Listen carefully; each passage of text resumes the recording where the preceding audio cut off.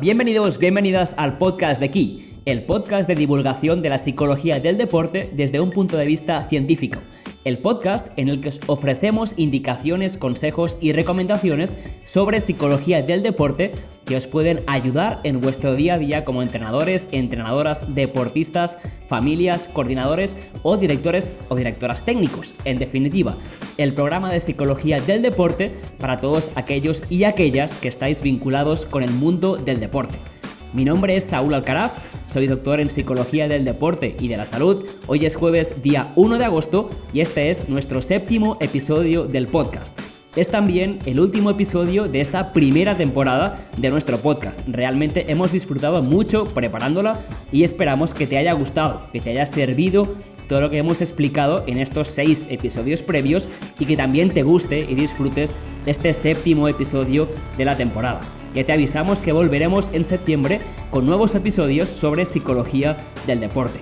Antes de entrar en materia en el episodio de hoy, déjame que te recuerde que si quieres estar al corriente de nuestras novedades, de las novedades de Key Health, Sport and Performance Psychology, nos puedes seguir en redes sociales, en @KeyPsychology, en Twitter y en Instagram, Key siempre escrito como K-E-Y, y también puedes suscribirte a nuestra newsletter en nuestra página web en keyhealthperformance.com/newsletter.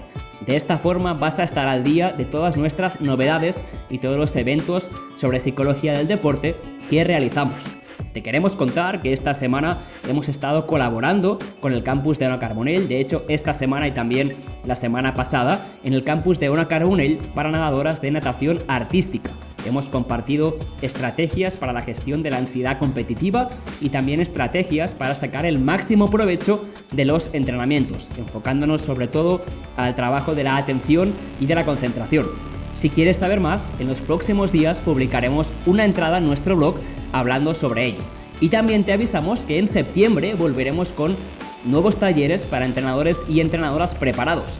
Talleres, como siempre, enfocados al trabajo de la psicología del deporte desde el punto de vista de entrenadores y entrenadoras. Te animamos a que te conectes en nuestras redes sociales para estar al corriente de los próximos talleres que daremos, como te decía, en el mes de septiembre. En este 7º episodio hablamos con el doctor Joan Pons. Joan es doctor en Psicología del Deporte y de la Salud por la Universidad Autónoma de Barcelona. Actualmente Joan es profesor asociado en la misma universidad y también en la Escuela Universitaria de la Salud y l'Esport, en su campus de Salt, en el área de Girona. Joan es también editor online de la revista de Psicología del Deporte, que si no conocéis os animamos a que la podáis seguir en la página web en www.rpd-online.com. Y por último, Joan es entrenador de baloncesto desde hace más de 10 temporadas. Con Joan, hablaremos del afrontamiento del estrés en el deporte y de la relación que tienen el estrés con las emociones, especialmente con la ansiedad competitiva. Conoceremos los factores que influyen en la forma en que afrontamos el estrés y compartiremos qué estrategias podemos encontrar, trabajar para afrontarlo en el deporte. Espero que lo disfrutéis.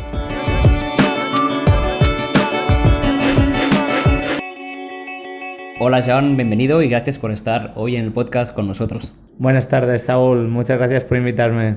Gracias, Joan, a ti por acompañarnos. Con Joan hablaremos hoy sobre un tema que en deporte es muy recurrente, que es el estrés en el deporte y cómo se vincula esto con la ansiedad. Antes que nada, como siempre, Joan, si te parece, podemos empezar por responder a esta pregunta que nos gusta siempre hacer a nuestros invitados e invitadas, que es, como psicólogo del deporte, como doctor en psicología del deporte, de hecho, que nos pudieras dar cuál es tu visión sobre qué es la psicología del deporte. Para mí diría que la psicología del deporte no es más que aquella ciencia que aborda los factores psicológicos relacionados con el deporte, ¿no? Claro que, como cualquier ciencia, pues está colindante con otras fronteras, como serían pues la psicología clínica, la psicología social, ¿no? Porque el deporte tiene muchos fenómenos grupales, incluso si quieres la sociología, ¿no? Pero en sí, para mí sería la ciencia que aborda los factores psicológicos relacionados con el deporte, nada más. Nada más y nada menos también, porque realmente el hecho de hablar de una ciencia es siempre el enfoque que intentamos transmitir desde el podcast, esta visión de la psicología del deporte como ciencia, que bueno, que con tanto Joan como yo, como toda la gente que hemos ido entrevistando en el podcast, compartimos, y que a veces, bueno, pues hace falta también este traslado de la psicología como ciencia al campo aplicado, que parece que son dos mundos a veces alejados y que gracias a gente como Joan que nos acompaña hoy vamos a intentar estrechar un poco estos lazos. Joan, para empezar, cuéntanos un poco a qué te dedicas actualmente, a nivel de líneas de investigación, de qué trabajas a nivel aplicado y cuáles son tus intereses actuales dentro de la psicología del deporte, tanto a nivel de investigación como a nivel de práctica aplicada. Bueno, antes de nada, Saúl, agradecerte la invitación porque de verdad creo que el proyecto que estáis montando es muy chulo y que la idea de proponer y de transmitir y de hacer llegar a la gente la ciencia o la evidencia que tenemos sobre el deporte va a ser seguro una gran contribución al campo. Bueno, actualmente, como explicaremos hoy, mi línea de investigación está centrada en las emociones y el estrés y el afrontamiento. Además, actualmente también estoy en proyectos de promoción de la actividad física, algunos de los cuales ya hemos hecho conjuntamente. Y también últimamente me estoy moviendo un poco en el ámbito de la carrera dual, ¿no? De cómo los deportistas compaginan estudios y deporte. A nivel aplicado, desde el grupo del que estamos, desde el JEPE, hacemos proyectos orientados sobre todo a clubes deportivos, ¿no? No tanto a trabajar con deportistas a modo individual, sino a nivel de estructura de club, cómo podemos ayudar a mejorar pues, los servicios psicológicos que tienen o las ofertas de formación en este ámbito que tengamos, ¿no? Y de cara al futuro o de cara más a mis intereses actualmente, creo que hay un tema que pasa por encima de los demás, que es el de la salud mental de los deportistas. Me parece un tema interesante y de actualidad, ¿no? Si te acuerdas, hace unos días veíamos el caso de Abrines, muchos otros que luego se han sumado al carro del Me Too, ¿no? De deportistas que han sufrido algún episodio, que han tenido problemas de salud mental en su vida. Me parece que parte de nuestras preocupaciones futuras van a ser por esta línea. Creo que es un tema que merece especial atención. Y que de hecho va en parte vinculado con lo que hablaremos un poco hoy, ¿no? Porque tiene que ver también con el estrés que se vive en el deporte y también con la forma de afrontarlo, que va a ser el eje principal sobre el cual vamos a comentar en el podcast. Sobre lo que comentabas ahora, Joan, de la salud mental, también hay justamente de este año el posicionamiento tanto del Comité Olímpico como de la Sociedad Internacional de Psicología del Deporte en esta línea, ¿no? El hecho de que a veces nos dedicamos mucho a la parte de rendimiento y como psicólogos del deporte o psicólogas del deporte y descuidamos probablemente esta parte de salud mental sobre la cual estamos muy contentos de que quieras enfocarte en el futuro.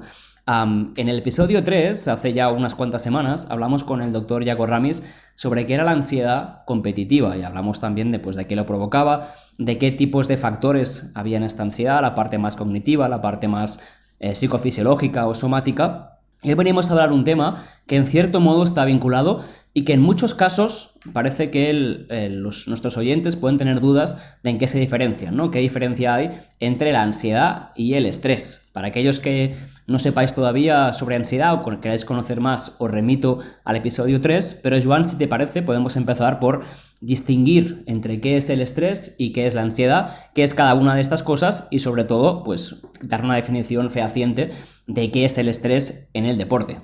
Bueno, curiosamente el estrés, el concepto de estrés en sí viene de la mecánica, viene del ámbito de la física, ¿no? Que sería en realidad cualquier fuerza que uno aplica sobre un objeto, ¿no? Ese objeto entonces sufre estrés. Aplicado al ámbito del deporte, esto significa que el estrés en realidad es cualquier estímulo, tanto interno como externo, que lo que hace es generar un malestar sobre el deportista. La diferencia entre estrés y ansiedad es que este malestar puede acabar provocando emociones como la ansiedad, pero también puede acabar provocando otras emociones, ¿no? Pienso en miedo, en tristeza y también incluso emociones positivas, ¿no? Si genera malestar, se asociaría a emociones negativas, pero si es un estímulo que simplemente nos genera una sensación placentera, pues serían emociones positivas. Sí que en cierta forma sería la valoración que hacemos de este estímulo lo que condiciona que experimentemos las emociones de una forma o de otra. ¿Cómo sería esta valoración? ¿Cómo se lleva a cabo esta valoración o cómo funciona? Claro, como no podía ser de otra manera, porque yo vengo del ámbito del baloncesto, cuando estudiamos el estrés hablamos del Big Three, ¿no?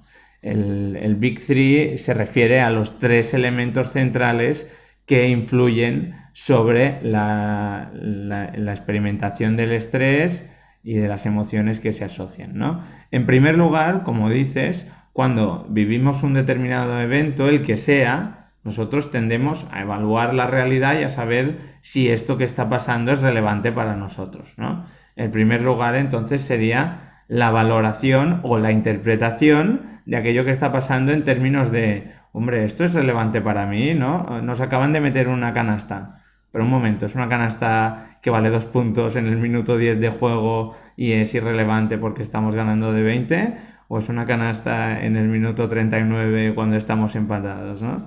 Entonces, el primer punto es si eso es relevante, si tengo los recursos para hacerle frente. Esto se determina qué evaluación realizamos, ¿no? Puede ser una evaluación en clave de beneficio, en clave de pérdida o en clave potencial, ¿no? Potencialmente beneficiosa o potencialmente dañina o amenazante para nosotros, ¿no? Veremos luego que esta es una de las claves. En función de estas interpretaciones, el segundo elemento del Big Three serían las emociones. En función de cómo interpreto una situación, pues experimento ansiedad, experimento felicidad, experimento júbilo, si quieres, experimento emociones muy diferentes, ¿no?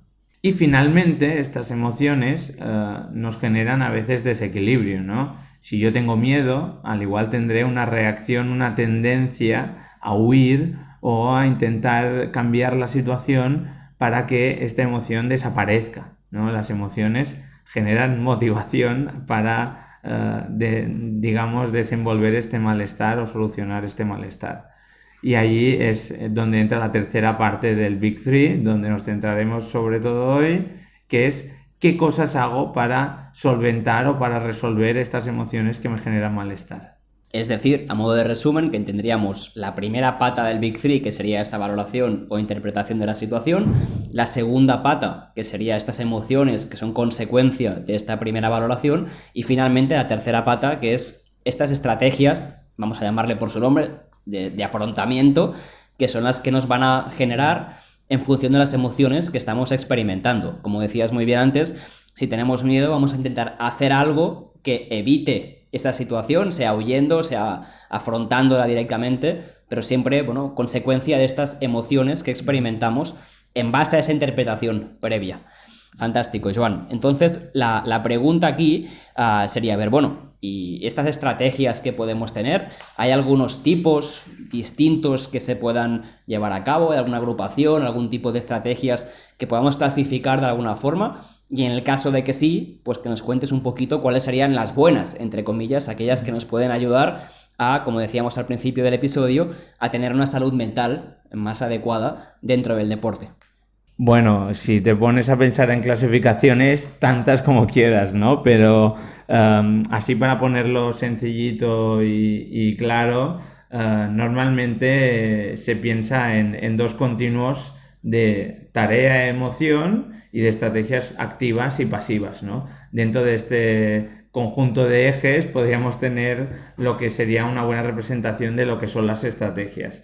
Para que se entienda claro, si pensamos en un conflicto con nuestro entrenador, por ejemplo, podríamos hacer varias cosas, ¿no? Podríamos decir, bueno, tengo un conflicto, voy a esperar a que las cosas se calmen. Sería una estrategia orientada a la tarea porque lo que quiero es resolver el problema, pero evitativa, ¿no? No directamente dirigida al problema. También podríamos pensar que una buena solución sería hablar con él, ¿no? En este caso sería a la tarea también, pero sería una aproximación activa, ¿no? Podríamos pensar que sería buena idea compartir el tema con nuestros compañeros. En este caso tampoco dirigiríamos directamente el problema, pero nos ayudaría el hecho de ponerlo en sociedad y de rajar del entrenador, una cosa que hacemos todos, ¿no? pues sería una manera de, digamos, de desfogarme. Y finalmente también podría intentar relajarme, ¿no? Intentar ver que esta situación no es para tanto, ¿no? Entonces sería activa porque en realidad estamos intentando solucionar el problema que nos genera, el malestar que nos genera este problema con el entrenador, pero orientada a nuestras emociones y no a la tarea en sí, ¿no? Y no a la problemática en sí. Por tanto, acabaríamos disminuyendo este malestar. Este sería una clasificación, digamos, simple y con un ejemplo de lo que podría ser, ¿no? Con lo cual tendríamos este primer eje, también para resumirlo un poco, lo he explicado fantástico, este primer eje de tarea o emociones en función de dónde nos dirigimos, y este segundo eje de si nuestro enfoque es más pasivo, de esperar a verlas venir un poco, o si estamos haciendo algo de forma proactiva, de forma activa, para intentar cambiar la situación o la forma en la cual nos sentimos. Entonces, una vez tenemos estas 4 opciones distintas, ¿hay alguna que pudiéramos sugerir como la forma ideal en cierto modo, o la que podamos recomendar a lo mejor en condiciones concretas o situaciones concretas, que será la más recomendable? Bien, si estamos en un punto estrictamente teórico, no hay por sí estrategias de afrontamiento o esfuerzos de afrontamiento que sean buenos o malos o adaptativos por naturaleza, ¿no? Sí es verdad que la literatura y los estudios que conocemos dan cierta primicia a que las conductas activas y orientadas en la tarea sean las que se asocian a mejores consecuencias en el deporte. Pero esto es así porque el deporte tiene muchas demandas que lo que requieren es precisamente esto, ¿no? Esto no significa que siempre sea una buena idea aproximar el problema y hacerlo orientándonos específicamente en la tarea. Sabemos que hay demandas específicas del deporte que lo que hacen es que nos requieren que nos relajemos o que incluso que nos requieren no luchar esta batalla, ¿no? Una frase que yo les digo mucho a mis deportistas, ¿no? No, hay batallas que no hay que luchar. Pero es verdad que en general, si pensamos en términos del día a día del deporte, aquello centrado en la tarea es lo que más requieren nuestros deportistas, es lo que más requiere que hagan, ¿no? Imagino que al final es un poco ver si esa batalla, como dices tú, se puede ganar, si la opción de ganarla es viable, y cuántos recursos nos va a gastar esa lucha más activa, porque en el caso de que esa guerra no se pueda ganar, esa situación no se pueda cambiar, dicho de otra forma, o por lo contrario, es cambiar la situación, nos gaste demasiados recursos, tanto a nivel cognitivo como a nivel de nuestro tiempo, nuestro esfuerzo, pues a lo mejor es, como muy bien decías, es mejor no involucrarse en esa situación, sino buscar a lo mejor estrategias más pasivas que nos ayuden a vivir con la situación más que intentar cambiarla. Sería eso, entiendo. Efectivamente, lo has resumido súper bien. Me parece que esta es la idea principal. No solo que nos consuma recursos, sino que a lo mejor nos genere potenciales problemas en el futuro, ¿no? A mí me puede crear un malestar que mi entrenador no me ponga en un partido y puedo generar un conflicto para ello, pero a lo mejor esto va a generar un problema más grande del que me supone asumir que en este día no me toca tener tanto protagonismo o que debo ser capaz de mostrar mis habilidades mejor en los entrenamientos, ¿no? Perfecto, Joan. Entonces, la siguiente pregunta tendría que ver con el hecho de, bueno, ¿por qué los deportistas se van para un lado o para otro, ¿no? O sea, estas estrategias de afrontamiento que hemos dicho que pueden ser pasivas o activas, dirigidas a la tarea o dirigidas a las emociones, ¿qué factores influyen en que unos deportistas o unas deportistas vayan por un lado o vayan por otro? ¿Hay algún tipo de factores personales o algún tipo de factores sociales o incluso algunas diferencias entre deportes que puedan explicar que los deportistas cojan o escojan, mejor dicho, un tipo de estrategias u otras? Claro, es verdad que cada persona es un mundo, ¿no? Sí que es verdad que hay tendencias personales, personas que tienen más tendencia al conflicto, personas que tienen más tendencia a la evitación, hay muchas variedades personales, esto es así y es un poco relacionado con la personalidad, aunque también está muy relacionado con lo que han visto de pequeños, ¿no? Los padres son al final unos excelentes patrones de conducta a imitar sobre una posición general que adoptamos cuando tenemos un problema, ¿no? Y esta posición es la que hablábamos antes. Me aproximo al problema, evito el problema, me centro en mis emociones o me centro en la resolución del problema en sí, ¿no? Esto no tiene más vuelta de hoja. Dentro del ámbito del deporte sí que hay factores determinantes que son muy importantes. Seamos nosotros, tanto tú como yo, Saúl, somos entrenadores y sabemos que creando un clima de más comunicación, de más asertivo, de más capacidad de que el equipo pueda comunicar los problemas o las inquietudes que tenga sin que haya unas consecuencias negativas, generando este clima, somos capaces de generar una mayor capacidad para que el deportista se centre en la tarea y no tanto en las emociones negativas que le puede generar el día a día de nuestra relación, ¿no? También es verdad que estar en un club en que competir y obtener resultados sea más importante, también genera una presión extra y entonces obliga al deportista a desarrollar determinadas estrategias de afrontamiento porque los criterios de evaluación o de éxito son unos o son otros, ¿no? Entonces, estos factores dentro del deporte está claro que el entrenador, el nivel de exigencia, que los compañeros, todo esto son factores determinantes.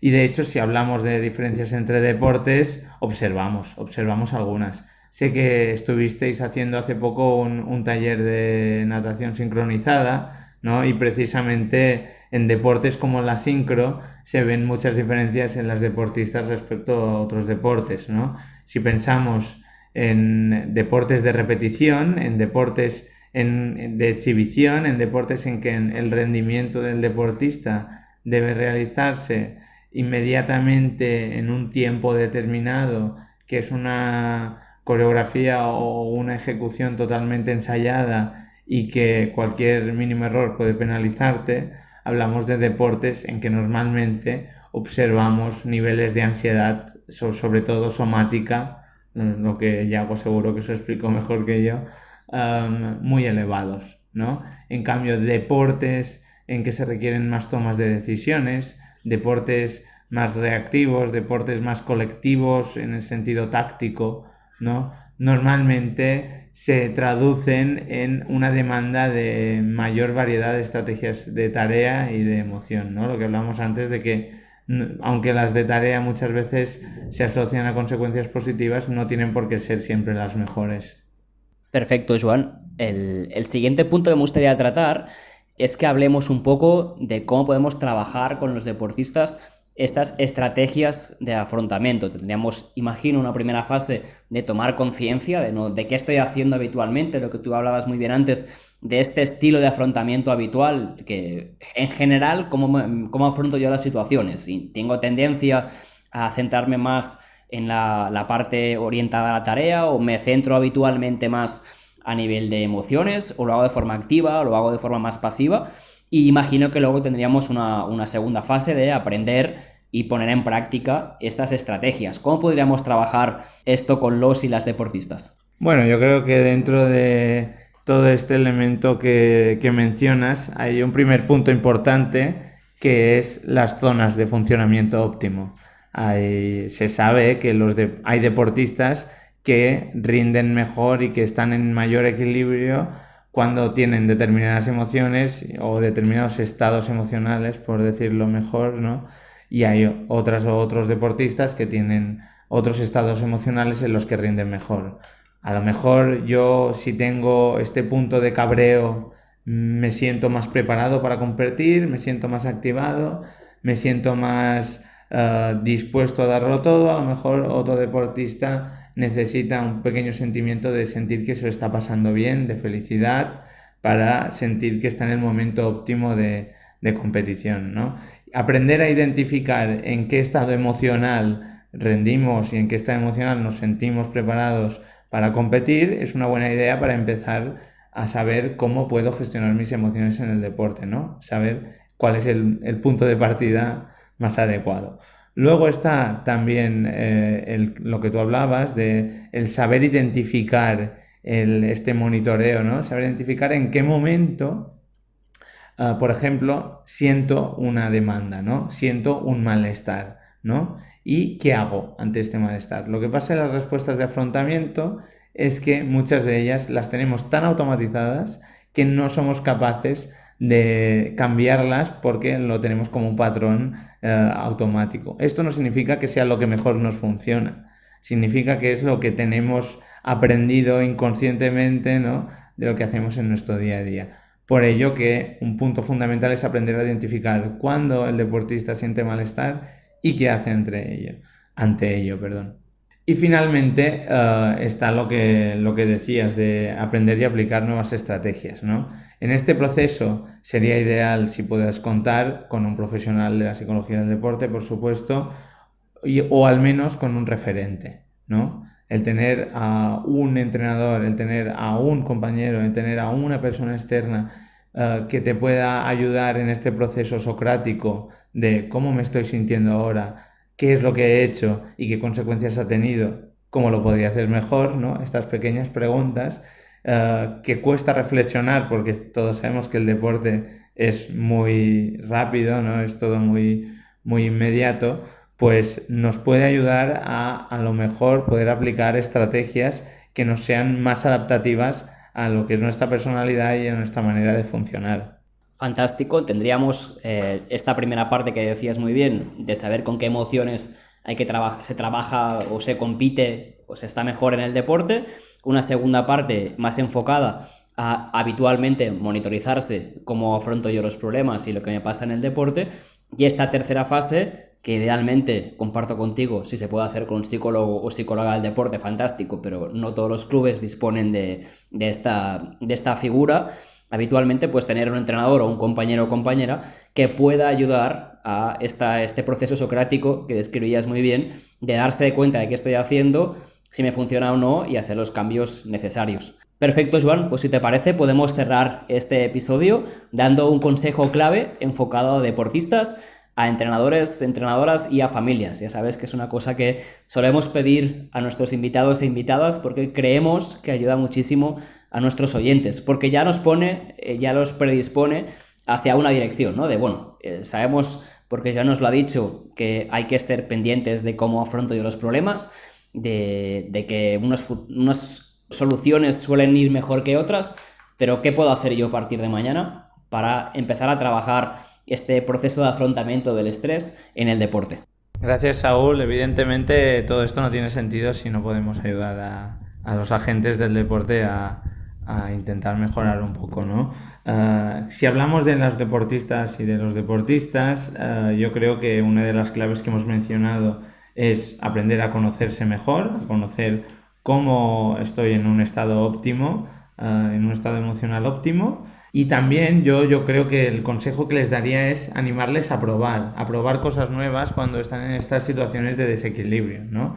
A reflexionar antes sobre, bueno, pues siempre que me pasa esta situación me salgo un poco de mis casillas, pierdo el control, no estoy a gusto, ¿no? Entonces, pensar nuevas ideas de cómo podría ser mejor y aunque piensen que es una tendencia a actuar siempre igual, ¿no? Que intenten cambiarlo, de que intenten probar cosas diferentes y a ver cómo funciona, porque mucho de este proceso es ensayo y error, como tantas otras cosas, ¿no? En cuanto a los entrenadores y a las familias, yo creo que hay un punto en común que es lo que hablábamos antes, que es la valoración que hacemos de la situación, ¿no?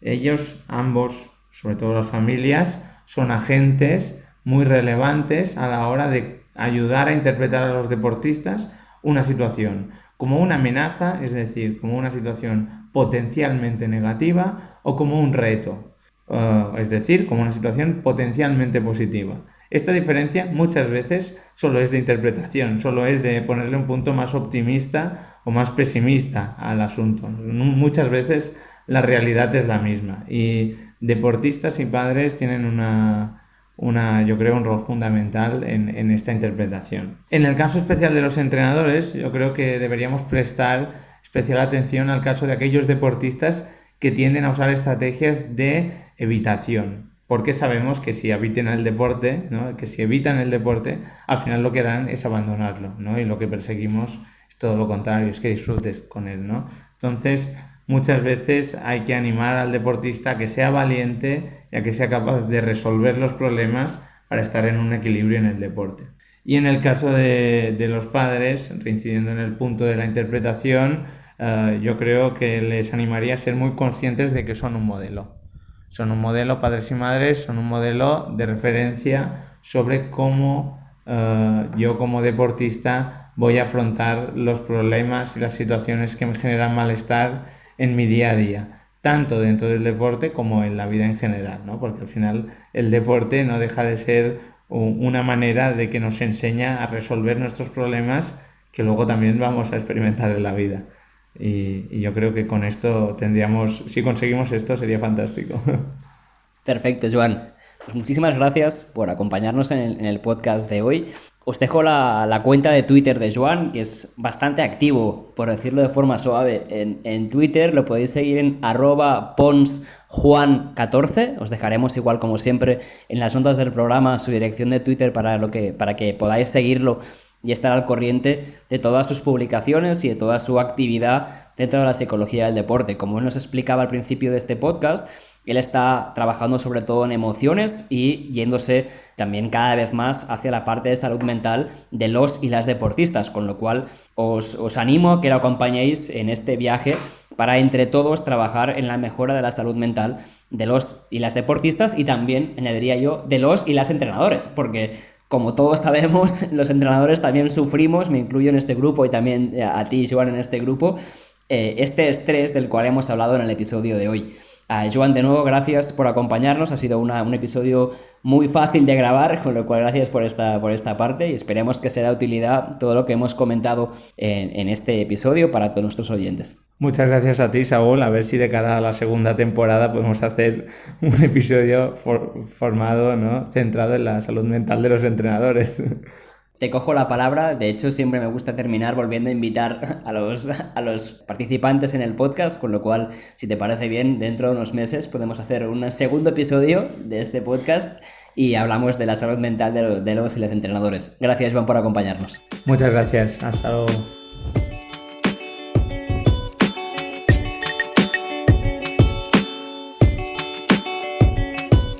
Y hasta aquí el 7º episodio de nuestro podcast. Si te ha gustado, si te ha parecido interesante todo lo que hemos explicado con el Dr. Joan Pons, te animamos a que compartas el episodio en redes sociales y también con toda persona de tu entorno que crees que se puede beneficiar de conocer más sobre el proceso de afrontar el estrés en el deporte. Como te decíamos al principio de este episodio, este es también el último episodio de la primera temporada de nuestro podcast. Si no conoces todavía el resto de episodios, te animamos a que te suscribas a nuestro podcast tanto en iVoox como en iTunes, Spotify o Castbox. Estamos disponibles en las 4 plataformas y también te vas a dar cuenta cuando en septiembre retomemos con la siguiente temporada de nuestro podcast, con nuevo contenido que brindaremos a partir de septiembre. Ha sido un placer acompañarte en esta primera temporada hablando de psicología del deporte. Esperamos sinceramente que lo hayas disfrutado y que hayas también aprendido con nuestro podcast, y volveremos a estar contigo en septiembre con más episodios y nuevo contenido sobre psicología del deporte. Gracias por estar al otro lado y hasta entonces.